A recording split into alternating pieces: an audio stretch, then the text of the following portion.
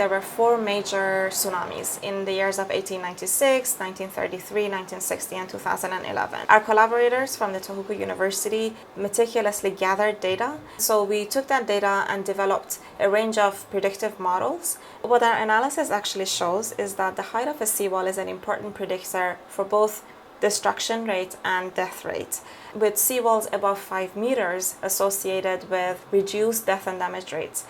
There is a 31.5 trillion yen 10-year reconstruction plan, and a big part of it is actually building seawalls along the Pacific coast of Japan.